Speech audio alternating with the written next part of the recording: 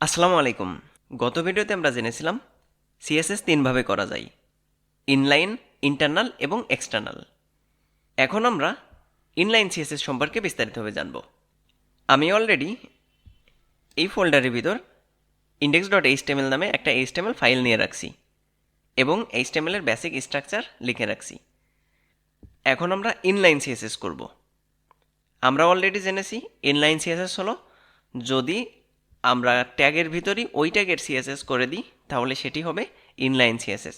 তো চলুন, তো আমি এখানে একটা হেডিং নিয়ে নিলাম, আর হেডিং নিয়ে তার ভিতর লিখে দিলাম টাইটেল 1। এরপর একটা প্যারাগ্রাফ নিয়ে নিলাম, আর যার ভিতর আমি একটু লরেম ছেড়ে দিলাম, মানে ডামি টেক্সট ছেড়ে দিলাম। এখন যদি সেভ করি তাহলে ব্রাউজারে এমন দেখতে পাবো। আমি জাস্ট এটিকে কপি করলাম এবং নিচে এসে পেস্ট করে দিলাম, আর এখানে লিখে দিলাম 2, যার ফলে এমন একটা আউটপুট দেখাচ্ছে। এখন আমরা এই h1কে একটা কালার করব, সিএসএস এর মাধ্যমে একটা কালার করব। যেহেতু আমরা ইনলাইন সিএসএস করতেছি, সুতরাং আমাদের ট্যাগের ভিতর ওই ট্যাগের সিএসএসটা লিখে দিতে হবে। তো এই টাইটেল 1কে কালার করতে যদি হয় তাহলে আমাদের জাস্ট ট্যাগের ভিতর এসে কি করতে হবে, বলে দিতে হবে স্টাইল। ইনলাইন সিএসএস মূলত এই স্টাইল অ্যাট্রিবিউটের ভিতর লিখতে হয়। আমরা গত ভিডিওতে সিএসএস এর সিনট্যাক্স সম্পর্কে জেনেছিলাম। আমরা জানি সিএসএস এর সর্বপ্রথম কী করতে হয়, প্রপার্টি লিখতে হয়। যেমন কালারের জন্য কালার প্রপার্টি ব্যবহার করা হয়, তারপর কোলন দিতে হয়, আর এরপর ভ্যালু হিসেবে আমরা দিয়ে দিলাম রেড কালারটা। এখন যদি সেভ করি তাহলে এখানে দেখতে পাচ্ছি রেড কালার হয়ে গেছে। কত সুন্দর না বলেন? জাস্ট ট্যাগের ভিতর এসে স্টাইল অ্যাট্রিবিউট অ্যাড করার পর আমায় সর্বপ্রথম প্রপার্টি দিতে হবে, তারপর ভ্যালু। এখন চলুন তো এই টাইটেলকে আমরা ব্লু কালার করে ফেলি। জাস্ট লিখে দিলাম স্টাইল কালার ব্লু। এখানে ব্লু কালার হয়ে গেল। এখন এই প্যারাগ্রাফকে চলুন আরও একটা প্রপার্টি অ্যাড করে দিই। তো স্টাইল দিলাম, দিয়ে বলে দিলাম যে প্যারাগ্রাফের একটা উইথ দেব, অর্থাৎ এই ট্যাগের একটা উইথ দিতে যাচ্ছি। তো আমি বলে দিলাম 250 পিক্সেল। এখন যদি সেভ করি তাহলে দেখতে পাচ্ছেন এখানে 250 পিক্সেল হয়ে গেছে। এখন যদি একের অধিক প্রপার্টি আমরা অ্যাড করতে চাই তাহলে কি করব? যেমন এই পি ট্যাগের ভিতর একটা প্রপার্টি অলরেডি অ্যাড করা আছে উইথ, এবং তারপর একটা ভ্যালু দেয়া আছে। আমরা চাচ্ছি এর সাথে আরও একটা প্রপার্টি অ্যাড করতে। একটা বিষয় মাথায় রাখবেন, সিএসএস এর এই যে আমরা এক একটা করে কোড লিখতেছি, এই প্রতিটা কোড হলো এক একটা প্রপার্টি। এইচটিএমএল এর ক্ষেত্রে যেমন আমরা ট্যাগ লিখতাম, সিএসএস এর এক একটা কাজ করার জন্য আলাদা আলাদা এক একটা প্রপার্টি ব্যবহার করা হয়।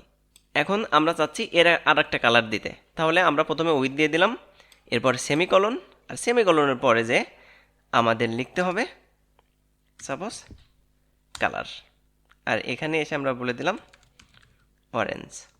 এখন সেভ করলে দেখেন এটা অরেঞ্জ কালার হয়ে গেছে। তো আশা করি আপনারা বুঝতে পারছেন যে ইনলাইন সিএসএস করতে গেলে স্টাইল অ্যাট্রিবিউটের ভিতর সিএসএস এর প্রপার্টি এবং ভ্যালুগুলো দিয়ে দিতে হয়। এই যে আমি যে প্রপার্টিগুলো লিখতেছি, এই প্রতিটা প্রপার্টি সম্পর্কে আমি বিস্তারিতভাবে আলোচনা করব। এখন শুধুমাত্র ইনলাইন সিএসএস বোঝানোর সুবিধার্থে আমি কয়েকটা প্রপার্টি এখানে নিয়ে আসলাম। এখন আমরা ইন্টারনাল সিএসএস সম্পর্কে বিস্তারিতভাবে জানব। এখন কথা হলো ইন্টারনাল সিএসএস কি? ইন্টারনাল সিএসএস হলো যদি আমরা এই পেজের সকল সিএসএস একটা নির্দিষ্ট জায়গায় করি তাহলে সেটি হবে ইন্টারনাল সিএসএস। ইন্টারনাল সিএসএস মূলত হেড ট্যাগের ভিতর করতে হয়। ইন্টারনাল সিএসএস করার জন্য স্টাইল ট্যাগ ব্যবহার করতে হয়। এই স্টাইল ট্যাগের ভিতর আমাদের এই পেজের সব সিএসএসগুলো করতে হবে। অর্থাৎ ইন্টারনাল সিএসএস হলো যদি একটা পেজের সব সিএসএসগুলো স্টাইল ট্যাগের ভিতর করে দেওয়া হয়, অর্থাৎ এই পেজের সব সিএসএস হবে এই ট্যাগের ভিতর। এইখানে ইনলাইন করার সময় তো আমরা ট্যাগের ভিতর ওই ট্যাগের সিএসএসটা করে দিয়েছিলাম, কিন্তু আমরা যখন ইন্টারনাল সিএসএস করব তখন আমাদের সর্বপ্রথম সিলেক্ট করে নিতে হবে, অর্থাৎ ট্যাগগুলো সিলেক্টরের মাধ্যমে সিলেক্ট করে নিতে হবে। আমরা অলরেডি জানি সিএসএস এর 3 রকম সিলেক্টর আছে। একটা হলো ট্যাগ নেম, দ্বিতীয় ক্লাস নেম, এবং তৃতীয় হলো আইডি। তো আমরা এখন 3ভাবেই সিলেক্ট করা শিখব। তো সর্বপ্রথম চলুন আমরা H1 সিলেক্ট করে নিই, অর্থাৎ ট্যাগের নামের মাধ্যমে। তো ট্যাগ সিলেক্ট করতে গেলে আমাদের ট্যাগের নাম দিতে হয়, তারপর ব্র্যাকেট শুরু শেষ করব, আর এর ভিতর প্রপার্টিগুলো দিতে হবে। যেমন আমি বলে দিলাম কালার ব্লু। এখন যদি আমি সেভ করি তাহলে দেখতে পাচ্ছি এই H1 সিলেক্ট হয়ে গেছে, অর্থাৎ আমার পেজে যতগুলো H1 ট্যাগ থাকবে সব ট্যাগগুলো কিন্তু সিলেক্ট হয়ে যাবে। যেমন আমি যদি এর নিচে এসে আরও একটা H1 অ্যাড করে দিই, এখানে এসে আমি জাস্ট কপি পেস্ট করে দিলাম আর এখানে লিখে দিলাম 3। দেখেন এই H1টাও কিন্তু সিলেক্ট হয়ে গেছে। অর্থাৎ ট্যাগ দিয়ে যদি আমরা সিলেক্ট করি তাহলে সবথেকে ভালো দিক হলো সবগুলো ট্যাগ একসাথে সিলেক্ট হয়ে যায়, এবং খারাপ দিকও এইটা, কারণ একসাথে সবগুলো ট্যাগ সিলেক্ট হয়ে যাওয়াটাও যেমন একটা ভালো দিক তেমন একটা খারাপ দিকও। এখন কথা হলো, যদি আমরা স্পেসিফিক যে কোনো একটা ট্যাগ সিলেক্ট করতে চাইতাম, যেমন শুধু এই H1, যে এই যে টাইটেল 2 আছে, এই টাইটেল 2কে আমরা রেড কালার করব, তাহলে কি করব? এখানে এসে একটা ক্লাস অথবা আইডি দিয়ে দেব। তো চলুন সর্বপ্রথম আমরা একটা ক্লাস দিয়ে নিলাম। আমরা জানি একই ক্লাস আমরা একের অধিকবার ব্যবহার করতে পারি, কিন্তু একই আইডি আমরা একের অধিকবার ব্যবহার করতে পারি না। তো এখানে আমি বলে দিলাম এটা টাইটেল। ওকে, তার মানে টাইটেল নামে আমি একটা ক্লাস দিয়ে নিলাম। মনে রাখতে হবে ক্লাস লেখার নিয়ম হলো ক্লাসের ভিতর আন্ডারস্কোর অথবা হাইপেন ইউজ করতে পারবো, কিন্তু কোনো স্পেস ইউজ করতে পারবো না। অর্থাৎ ক্লাস লিখতে গেলে হয় আমাদের আন্ডারস্কোর ইউজ করতে হবে, যেমন এরকম টাইটেল 1 অথবা হাইপেন 1, অথবা আমরা লিখতে পারি টাইটেল 1, কিন্তু আমরা এইভাবে স্পেস দিয়ে লিখতে পারবো না। ওকে, তো আমি এখানে টাইটেল দিয়ে দিলাম। তো এখন এই ক্লাসটা যদি আমরা সিলেক্ট করতে চাই, অর্থাৎ টাইটেল ক্লাসটা সিলেক্ট করতে চাই, তাহলে কি করব? জাস্ট এখানে এসে আমাদের ক্লাসের জন্য ব্যবহার করতে হয় ডট, আর তারপর ক্লাসের নাম ছিল কি টাইটেল। আমরা যে কোনো নামেই কিন্তু নিতে পারতাম, টাইটেল নামেই নিতে হবে এমনটা না। এখন আবারও ব্র্যাকেট দিলাম আর এর ভিতর বলে দিলাম কালার রেড। দেখেন এই যে টাইটেল 2, এটার কালার রেড হয়ে গেছে। কেন এটির কালার রেড হলো? কারণ হলো আমরা একটা ক্লাস ঘোষণা করেছিলাম টাইটেল নামে, এবং এখানে এসে ডট মানে হলো ক্লাস এবং টাইটেল, তার মানে বোঝালো টাইটেল নামে যে ক্লাসটা আছে তার কালার করে দাও রেড। তো এখানে দেখেন এই টাইটেল ক্লাস কই, এইটা হলো টাইটেল ক্লাস, যার কারণে এই টাইটেল ক্লাসের ভিতর যে টেক্সটটা আছে সেটি রেড হয়ে গেছে। আমরা তো জানি যে একটা ক্লাস আমরা একের অধিকবার ব্যবহার করতে পারি। চলুন তো এই ক্লাসটা আমি জাস্ট কপি করলাম এবং এসে সাপোজ এই পির ভিতর এনে দিয়ে দিলাম, ব্যাস। এখন যদি সেভ করি দেখেন এই প্যারাগ্রাফটাও কিন্তু রেড কালারের হয়ে গেছে। কারণ কি, আমি এখানে বলেছিলাম যে টাইটেল নামে যে ক্লাসগুলো পাবা সব ক্লাসগুলোর কালার রেড করে দাও। যেহেতু আমার টাইটেল ক্লাস আছে এই একটা এবং এই একটা, তো এই দুটোকেই রেড কালার করে দিয়েছে। এখন চলুন একটা আইডি ঘোষণা করা যাক। সাপোজ এই প্যারাগ্রাফকে আমরা একটা আইডি দিয়ে দিলাম, আমি নাম দিয়ে দিলাম ইনফো। আচ্ছা, এখন আইডি দিয়ে যদি আমরা সিলেক্ট করতে চাই তাহলে কি করব? আইডি সিলেক্ট করতে গেলে আপনাকে সর্বপ্রথম হ্যাশ দিতে হবে আর তারপরে আইডির নামটা। তো আমাদের আইডির নাম কী ছিল? আমি এখানে একটা নাম দিয়েছিলাম ইনফো। সুতরাং আমাকে এখানে এসে ইনফো সিলেক্ট করে নিলাম। দেখেন এই যে আইডি ইনফো, এটা সিলেক্ট হয়ে গেল। এখন আমাদের এর ভিতর এসে সাপোজ আমি বলে দিলাম যে এই ইনফো যে আইডি আছে তার একটা ব্যাকগ্রাউন্ড হবে অরেঞ্জ কালারের। তো এখানে এসে বলে দিলাম জাস্ট ব্যাকগ্রাউন্ড অরেঞ্জ। এখন যদি সেভ করি দেখেন এই অংশটা অরেঞ্জ কালারের হয়ে গেছে। কারণটা কি? কারণ হলো আমরা এখানে বলে দিছি ইনফো নামে যে আইডিটা পাবা সেই আইডিটার ব্যাকগ্রাউন্ড অরেঞ্জ করে দাও, আর আমরা জানি এইটা হলো ইনফো নামের আইডিটা। এখন এই ইনফো নামের আর কোনো আইডি আমরা কিন্তু আমাদের পেজে ব্যবহার করতে পারবো না। যেমন আমি যদি এটাকে কপি করে এই পির ভিতর ছেড়ে দিই, দেখেন এটাও কিন্তু কালার হয়ে গেছে। এখন আপনি বলতে পারেন যে এটা যেহেতু কাজ করতেছে সুতরাং আমি ব্যবহার করব। তাহলে আপনাকে আমি একটা কথা বলতে চাই, ধরেন আপনি আপনার ভার্সিটি থেকে বা স্কুল থেকে বা কলেজ থেকে বাসায় যাবেন, আপনি কিন্তু রাস্তার বাম পাশ থেকেও যেতে পারেন, মিডিল থেকেও যেতে পারেন, ডান পাশ থেকেও কিন্তু যেতে পারেন। আপনি যে পাশ থেকেই যান না কেন আপনি বাসায় পৌঁছবেন। কিন্তু একটা স্ট্যান্ডার্ড তো আছে। আমরা যদি কখনো স্ট্যান্ডার্ড ব্রেক করে রাস্তার মিডিল দিয়ে যেতে থাকি তাহলে কিন্তু অ্যাক্সিডেন্ট করার একটা ভয় আছে। সুতরাং আমাদের সবসময় স্ট্যান্ডার্ড মেনটেনেন্স করে চলতে হবে। সুতরাং আমরা কি করব, যেহেতু রুলস আছে যে আইডি একই নামে একাধিক আইডি আমরা এক পেজে ব্যবহার করতে পারবো না, সুতরাং যেহেতু ইনফো নামে আমরা ব্যবহার করছি, এই নামে আর আমরা ব্যবহার করতে পারবো না, কারণ আইডি হলো আইডেন্টিফিকেশন বা ইউনিক নাম হবে আর কি। আমরা চাইলে এরকম করতে পারি, এই যে এখানে info1 দিতে পারি বা অন্য যে কোনো নামে, বা info2 দিলাম, যে কোনো নামে আমরা আলাদা আলাদাভাবে করতে পারি। চলুন তো এখন এই info2কে আমরা সিলেক্ট করে একটা উইথ দিয়ে দিই। তো কি করতে হবে আমায়, আমরা জানি ট্যাগের জন্য শুধু নাম দিতে হয়, ক্লাসের জন্য ডট ক্লাস নেম এবং আইডির জন্য হ্যাশ আইডি নেম। তো হ্যাশ দিলাম, দিয়ে info2 সিলেক্ট হয়ে গেল। এখন জাস্ট এর ভিতর বলে দিলাম উইথ 250 পিক্সেল। এখন যদি সেভ করি, এই যে দেখেন 250 পিক্সেল কিন্তু হয়ে গেছে। তো আশা করি আপনারা বুঝতে পারছেন ইনলাইন সিএসএস হলো একটা পেজের সকল সিএসএসগুলো হেডারের ভিতর স্টাইল নামে একটা ট্যাগ নিয়ে তার ভিতর করতে হয়।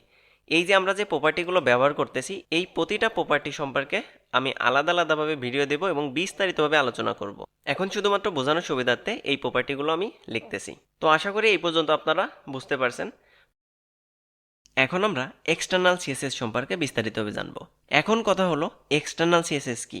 ওয়েব ডেভেলপমেন্টে সবসময় এক্সটার্নাল সিএসএস করতে উৎসাহিত করা হয়, কারণ এক্সটার্নাল সিএসএস হলো একটা ওয়েবসাইটের সকল সিএসএসগুলোকে এক্সটার্নাল একটা ফাইল ক্রিয়েট করে তার ভিতর করা হয়।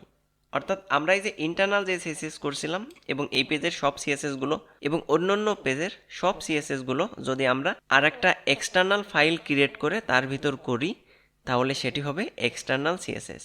অর্থাৎ একটা ওয়েবসাইটের সব সিএসএসগুলো একটা এক্সটার্নাল স্টাইল শিটের ভিতর করতে হবে। তো চলুন আমরা একটা সিএসএস ফাইল ক্রিয়েট করে ফেলি। এই ক্লাস 3 ফোল্ডারের ভিতর আমরা index.html ফাইল দেখতে পাচ্ছি। এখন জাস্ট এর উপর রাইট বাটন প্রেস করলাম, নিউ, এবং এখানে একটা নাম দিতে হবে। সর্বপ্রথম ফাইলের একটা নাম দিতে হবে। তো আমরা যে কোনো নাম দিতে পারি, কিন্তু আমি নাম দিলাম স্টাইল। নাম যা হোক না কেন আপনাকে অবশ্যই এক্সটেনশন ডট সিএসএস দিতে হবে। সুতরাং আমি এখানে নাম দিয়ে দিলাম স্টাইল ডট সিএসএস। একটা বিষয় মাথায় রাখবেন, আমরা যখন HTML করি তখন তার নাম দিই ইন্ডেক্স, যাতে সার্ভার বুঝতে পারে বা আমরা বুঝতে পারি এটি হোম পেজ। আমরা যখন সিএসএস ফাইল ক্রিয়েট করব তখন তার নাম দিব স্টাইল ডট সিএসএস, অর্থাৎ মূল সিএসএস ফাইলটার নাম দিব স্টাইল ডট সিএসএস, যাতে আমরা বুঝতে পারি এটি হলো মূল সিএসএস ফাইল। এখন আমরা চলুন এই যে গতদিন ইন্টারনাল সিএসএস করছিলাম এর সব কোডগুলোকে এখান থেকে জাস্ট কাট করে নিয়ে আসলাম, স্টাইল চলে গেল। এরপর আমরা এই স্টাইল ডট সিএসএস এর ভিতর দিয়ে দিলাম। এখন চলুন একটু ফরম্যাট করে নিই, জাস্ট এরকম। এখন যদি সেভ করি, কি হলো, স্টাইল পেল না কেন? আসলে স্টাইল পাবে না, কারণ হলো এই স্টাইল ডট সিএসএস ফাইলের সাথে আমার ইন্ডেক্স ডট এইচটিএমএল ফাইলের কোনো লিঙ্ক নাই। তো এখন কথা হলো তাহলে লিঙ্ক করব কি করে? লিঙ্ক করা খুবই সোজা, জাস্ট আপনাকে লিখতে হবে লিঙ্ক, তারপর কার সাথে লিঙ্ক হচ্ছে তার রিলেশন কি আমরা বলে দিলাম। রিলেশন হলো স্টাইল শিট, অর্থাৎ আমরা যার সাথে লিঙ্ক করতে চাচ্ছি তার সাথে এই ইন্ডেক্স ডট এইচটিএমএল পেজের রিলেশন হলো স্টাইল শিট। এরপর আমাদের হাইপার রেফারেন্স দিয়ে দিতে হবে। এখন হাইপার রেফারেন্স আমরা দেখতেছি এটা সেম ফোল্ডারের ভিতর আছে, সুতরাং শুধুমাত্র ফাইলের নামটা দিলেই হবে। আপনারা যারা এই রেফারেন্স দেওয়া বা ফাইল পাথ সম্পর্কে না জানেন, আমি ডিসক্রিপশনে ভিডিও দিয়ে দিচ্ছি, এখান থেকে শিখে নিতে পারেন। এখন যেহেতু আমাদের সেম ফোল্ডারে আছে, সুতরাং শুধুমাত্র ফাইলের নামটা দিয়ে দিলাম। দিয়ে যদি সেভ করি, ওয়াও, কত সুন্দরভাবে দেখেন আমাদের এক্সটার্নাল সিএসএসগুলো এই এইচটিএমএল ফাইলে কাজ করতেছে। অর্থাৎ এখন যদি আমরা স্টাইল ডট সিএসএস ফাইলের ভিতর সিএসএস করি, তাহলে আমাদের এই ইন্ডেক্স ডট এইচটিএমএল ফাইলে কাজ করবে। চলুন তাহলে একটু সিএসএস করে আসা যাক। যেমন এইখানে একটা আইডি ছিল info2 নামে, আর এই info2 এটাকে আমরা অলরেডি একটা উইথ দিয়েছিলাম, যার কারণে আউটপুট আসছিল এরকম। এখন চলুন এটাকে একটা ব্যাকগ্রাউন্ড দেওয়া যাক। তো এখানে এসে দেখলাম ব্যাকগ্রাউন্ড বা ব্যাকগ্রাউন্ড কালার আমি বলে দিলাম ব্যাকগ্রাউন্ড, আর এখানে বলে দিলাম ব্ল্যাক কালার, অর্থাৎ #000।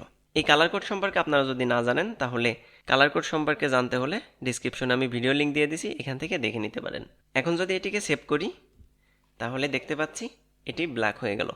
তাহলে কি হলো, এই যে টেক্সটগুলো ছিল এগুলো আমরা এখন পড়তে পাচ্ছি না। তাহলে কি করতে হবে, আমাদের এর একটা কালার অ্যাড করে দিতে হবে। জাস্ট এখানে এসে আমি বলে দিলাম কালার #FFF। আমরা জানি FFF মানে হোয়াইট কালার। তো দেখেন এখানে কিন্তু হোয়াইট কালারের হয়ে গেছে। এখন একটা বিষয় মাথায় রাখবেন, সেটি হলো আমাদের CSS লেখার নিয়ম হলো এক্সটার্নাল CSS করলে আমরা ফরম্যাট এভাবে না রেখে যদি আমরা এভাবে লিখি